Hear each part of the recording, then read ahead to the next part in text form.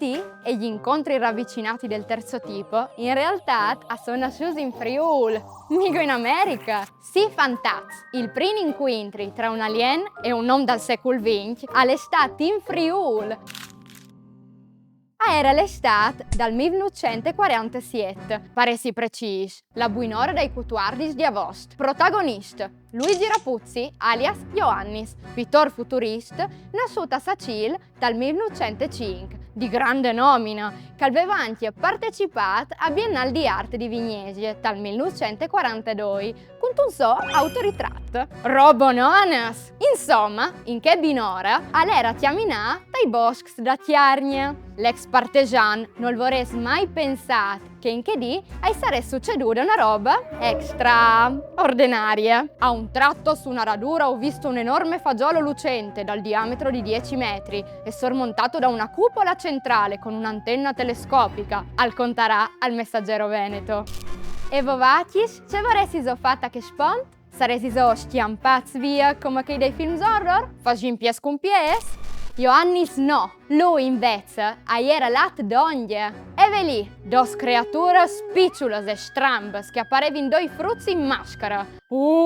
C'è sbigula, ai odio di d'onghie. Avevano intorno una tuta lucida strania, di color neri e turchin, una roba mai veduta prima. I voi erano come che di un rettile, già e verz, e già chi. A mi vengono sgrisui. Vot det sparman, e il tia tan più grande al nostri. E la musa, verde, cencioceos, il nas dret e la bocchia aveva la stessa forma dall'accento che tu mettis su per parola pora. Io, sicur, an vorrei svuda tanta. Cui seiso? Aveva domandato Luigi. E pam!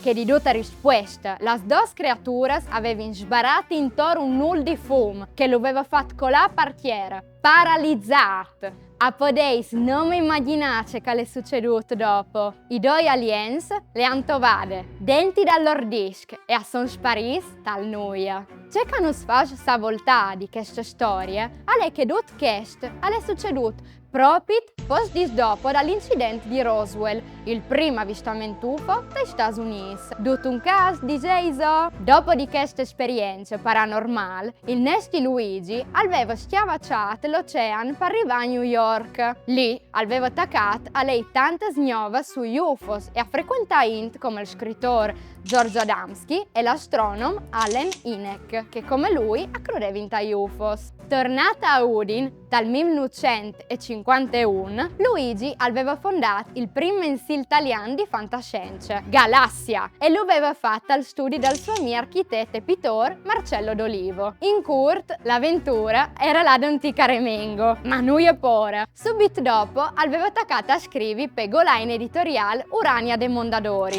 la più famosa e vecchia Golaine di genere fantascientifico in Italia, nasciuta dal 1952. Acchiattaisi sia i libri, i miglior classics italiani di archeologia e fantascientifica, sono di pseudonims.